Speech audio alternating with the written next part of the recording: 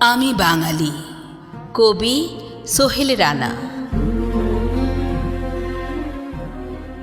18 বিলিয়নে ঠেকেছে জিডিপি, আমেরিকার পায়ে ঠেকেছে মাথা।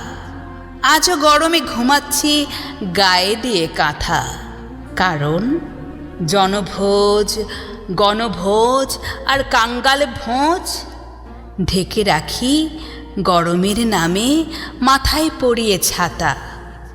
তোমার বঙ্গের অঙ্গে চুরি রেখে জন্ম মৃত্যুর কেক কাটো, লাথি মেরে জিডিপির পশ্চাৎ দেশে।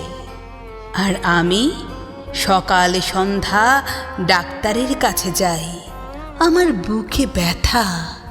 কারণ আমি বাঙালি, আমি বাঙালি।